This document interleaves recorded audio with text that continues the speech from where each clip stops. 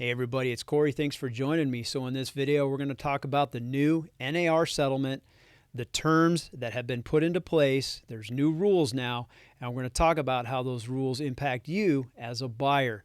First off, who am I? I'm Kory Martinelli. Together with my wife, Bonnie, we own a local real estate team here. It's a family-run team, and we've helped over 300 families relocate to the North Idaho area.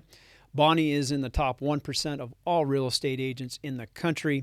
So when it comes to buyers and representing buyers, we might know a thing or two. And that's the experience from which I speak to you now. So we're going to talk about the NAR settlement rules. But first, we're going to play a little game of true or false. Let's get into it. Okay, here's a headline from Fox News. Realtors agree to axe 6% commissions in NAR lawsuit settlement. True or false? False. CNN Business. The 6% commission on buying or selling a home is gone after Realtors Association agrees to seismic settlement. False. Washington Examiner. Realtors group to cut commissions to settle lawsuits with huge implications for market. False. And CNN Business again. Goodbye 6% commissions. False.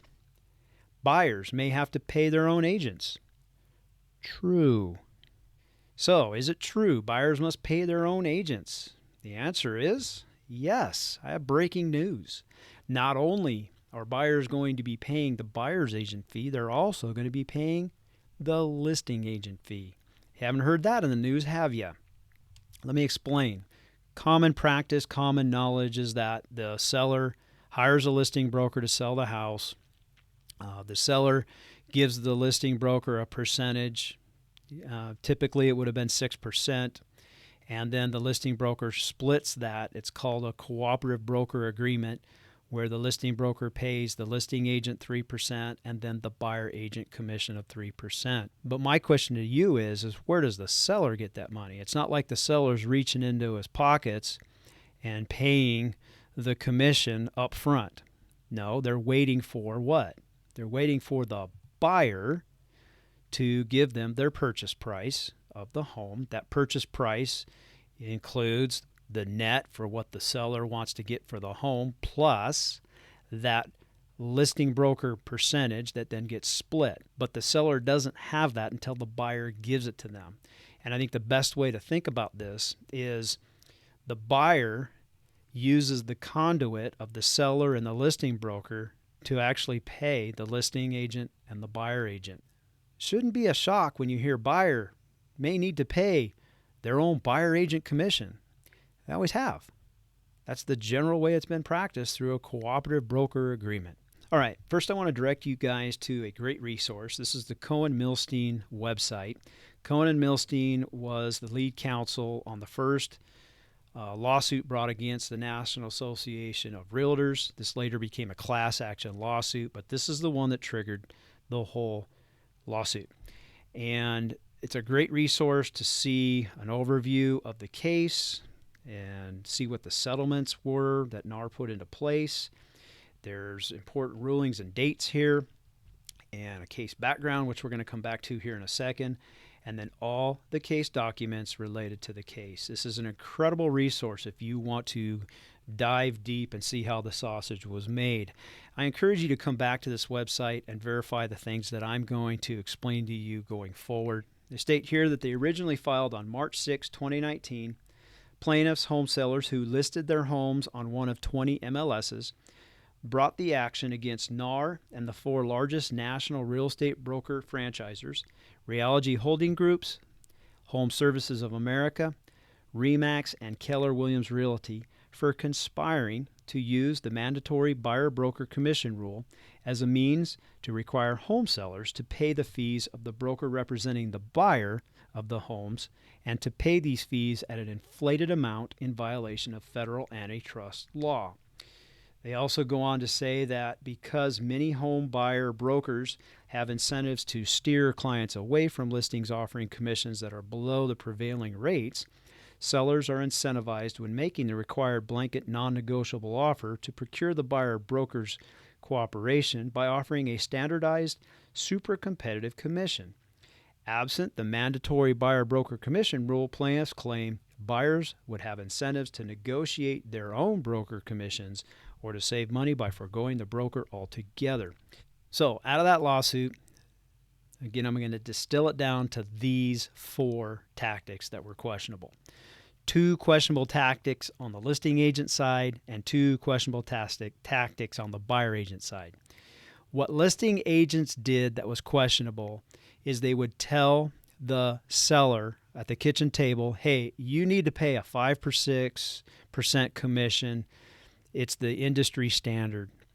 And then they would say, if you want to use the MLS, you must pay the buyer's agent. And at the time that this lawsuit was filed, that was factual. The MLS NAR handbook stated that you could not list in the MLS unless you offered a buyer's agent compensation. Then there were the 2 buyer agent tactics that were questionable. The first was the buyers could say, hey, my services are free. The seller pays my commission. Well, we know from previous slides that actually the buyers are the one that are going to pay for that commission. And then the accusation of steering, where buyers would steer their clients to homes paying the larger commission. And of these tactics, it's not that every agent did this. In court, they had testimony from buyers and sellers that heard these tactics. They had videos of training seminars that used these tactics. These tactics were demonstrated in court to where the jury decided that these were egregious enough that they found the NAR and the other defendants guilty of propagating these tactics to the point where there was an award granted. And we'll talk about that here in just a minute.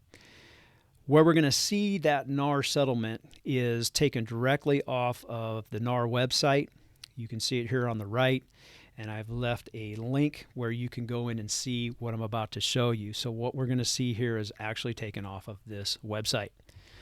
The first thing NAR did was they denied any wrongdoing and then went on to ask for release of liability. They wanted to make the bleeding stop. They didn't want to have further lawsuits, so they agreed to some conditions in order to get that release of liability. Now, for the release of liability, NAR agreed to do 3 things. Here's the first.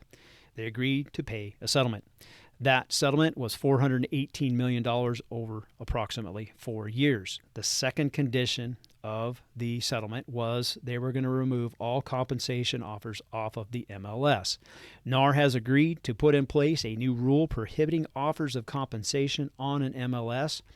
Offers of compensation could continue to be an option consumers can pursue off MLS through negotiation and consultation with real estate professionals. And sellers can offer buyer concessions on an MLS, for example, concessions for buyers' closing costs. These changes will go into effect August 17th, 2024. I have included here a listing sheet from the MLS, and you can see here, I've redacted some of the stuff here, but right here where this red circle is, there used to be a category there called buyer broker compensation, and it would say 2.5% or 3%. That is now gone as a result of this term in the settlement.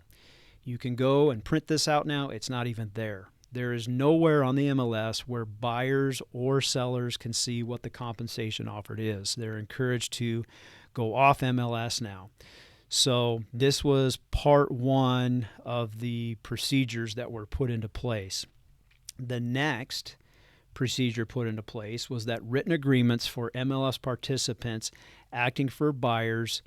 They say we've agreed to require MLS participants working with buyers to enter into written agreements with their buyers before touring a home. As of August 2024, the settlement has not been approved by the judge. Final approval expected, but will not be final until November 2024. Second thing to note, the DOJ is rumored to be skeptical of the settlement rule changes and will be observing NAR moving forward.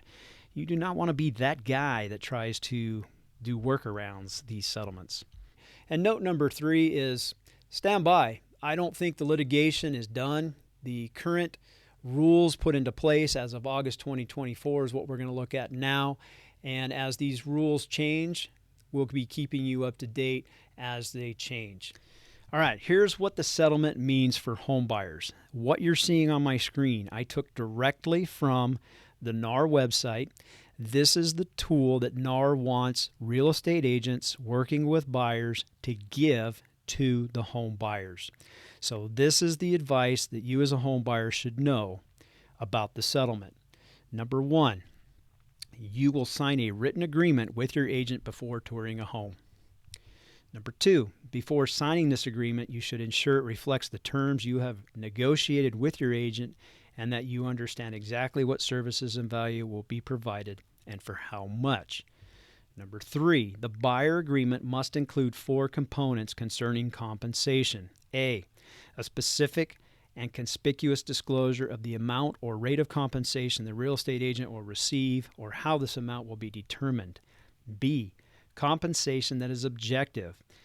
In other words, it needs to be $0, X flat fee, X percent, X hourly rate, and not open-ended. In other words, it cannot be, quote, buyer broker compensation shall be whatever the amount the seller is offering to the buyer, end quote. C, a term that prohibits the agent from receiving compensation from brokerage services from any source that exceeds the amount or rate agreed to in the agreement with the buyer. And D, a conspicuous statement that broker fees and commissions are fully negotiable and not set by law. And as far as written agreements, apply to both in-person and live virtual home tours. So, yeah, FaceTime, Zoom, virtual home tours, you need an agreement before those as well. And you do not need a written agreement if you are just speaking to an agent at an open house or asking them about their services. And the seller may agree to offer compensation to your agent. Continuing, this practice is permitted, but the offer cannot be shared on a multiple listing service. And lastly, you can still accept concessions from the seller, such as offers to pay your closing costs. And this practice change will go into effect August 17th. I included a little stat here. This is again taken from the NAR website. 89% of buyers in 2023 purchased their home through a real estate agent or broker. Now, what forms can you expect to see as a buyer? These are the actual forms you can expect to see now going forward with the new rules in place. The first form you're going to see, and this is the one you've always seen, is an agency disclosure brochure. This just basically describes that you as a buyer have 2 ways of being represented, one as a customer and the other as a client. The next form that you can expect to see, this is again the same form that we've always had.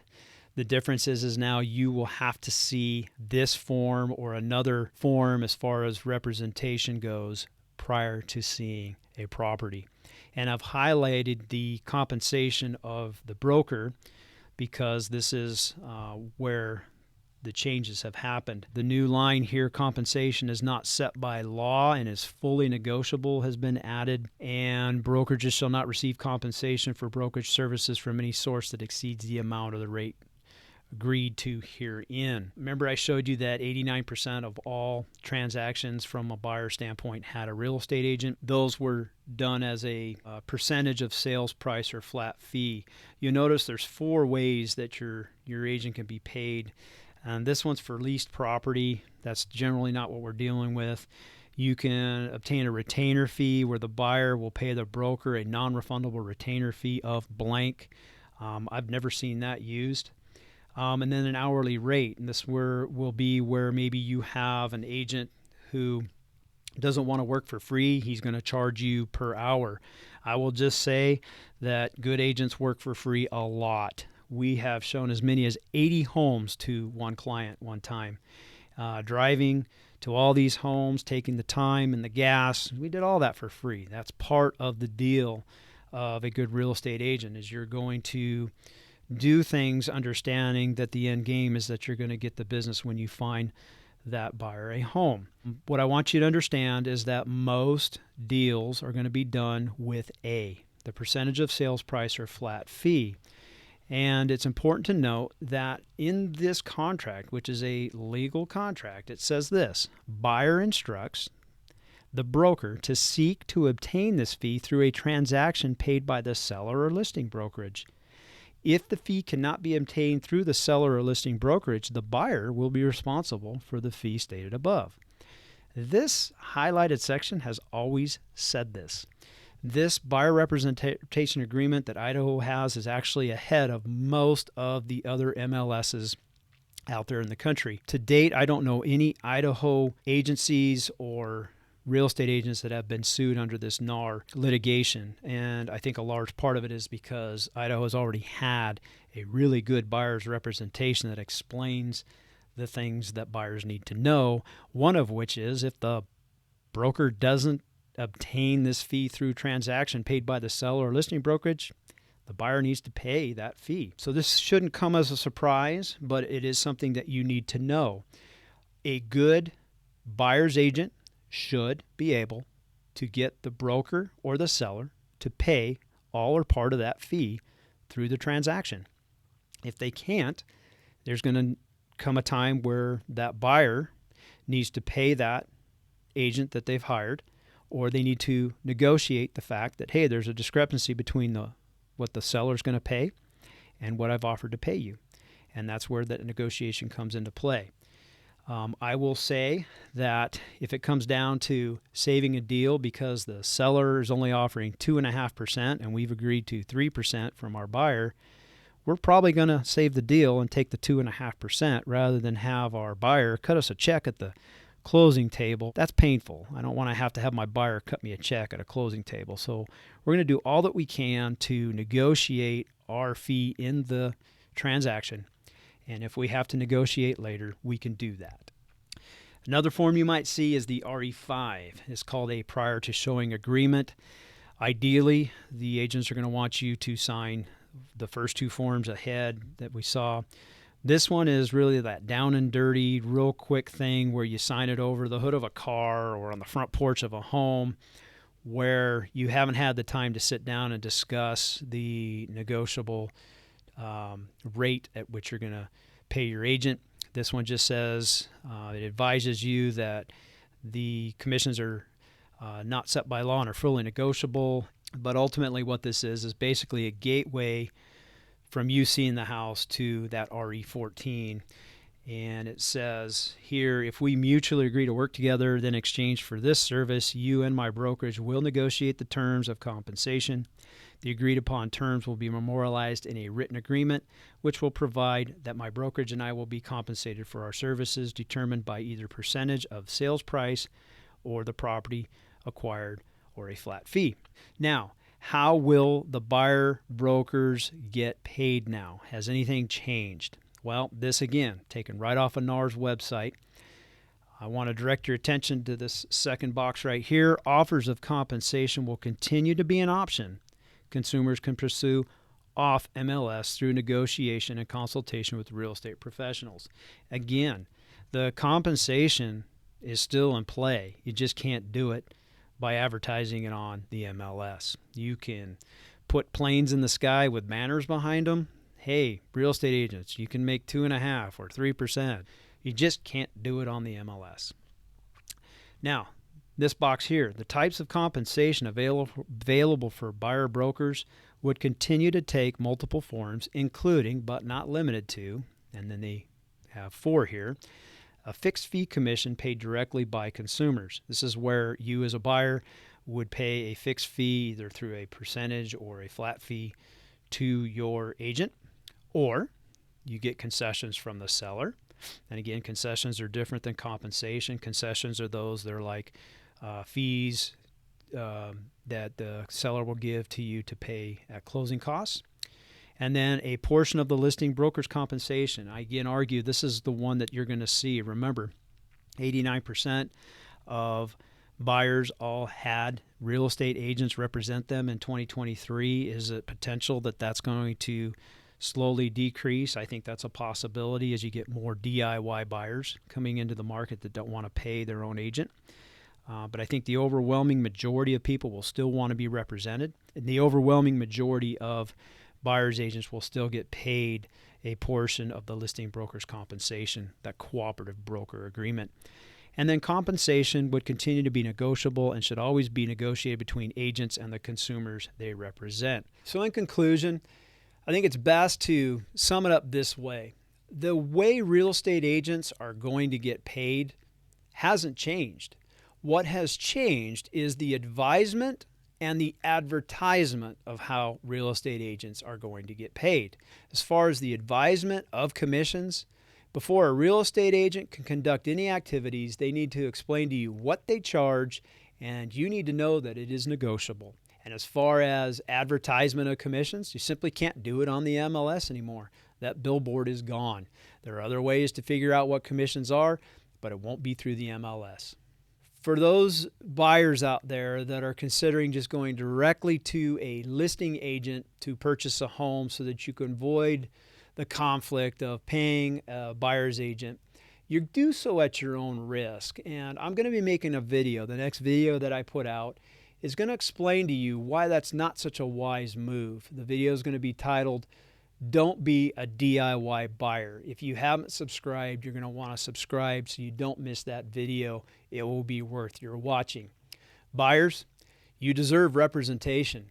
Idaho is a buyer beware state. That means the responsibility for the condition of the property that you purchase is yours. You cannot and should not expect a seller or even a listing agent to disclose adverse property conditions. In fact, a lot of adverse property conditions aren't even known to the seller or to the listing agent. Again, it's your responsibility as a buyer to discover those. You need to do your due diligence, and you should have experienced buyer representation in your corner to help you do that. Buyers, I make this argument. Sellers have no problem having you pay for their representation to pay their listing agent through the purchase price of the home, and you will, whether you want to or not, you're going to pay for that agent through the purchase price of the home. You have every right to request your agent be paid through the purchase price of that home as well. Because remember, as I showed at the beginning of the video, it's you, the buyer, who ultimately is going to fund the money for these compensations, and you should be represented as well. And finally, if you guys have questions, I'd love to answer those questions directly. There's a link in the description below on how you can get a hold of us. I can answer your questions via email, a phone call, or even a Zoom call if you'd like. That's it for now, you guys. Thanks for watching. If we haven't met yet, I'm Kory Martinelli. My wife Bonnie and I own a local real estate team based in Coeur, Idaho. Our personal journey to live better began in 2009 when we relocated our young family to North Idaho from Ventura County, California. We wanted to raise our family in a place rich with outdoor recreation and in a culture that treasured our strong conservative values. Leaving family, friends, and church was not easy. Perhaps the scariest decision was to leave behind 21 years as a deputy sheriff with Ventura County and finish my career with a new agency. But I did it and finished serving out my 3 decades in law enforcement as a deputy with the Kootenai County Sheriff's Department right here in North Idaho. While I was doing the easy part, working in law enforcement, Bonnie diligently raised our 2 children, battled breast cancer into remission, and started her real estate career part-time. Talk about a winner. After retiring from law enforcement in 2016, I joined Bonnie in real estate and we went full-time forming the Martinelli Realty team and this video channel. Since then, we have successfully navigated one of the most aggressive and competitive real estate markets in America to help over 300 families relocate to North Idaho. In that time, Bonnie has been recognized as one of the top 1% producing real estate professionals in the entire country. It is this experience that we have gained in the market that forms the foundation of our videos. If you are wondering if you can live better in North Idaho, we dedicate this channel to you.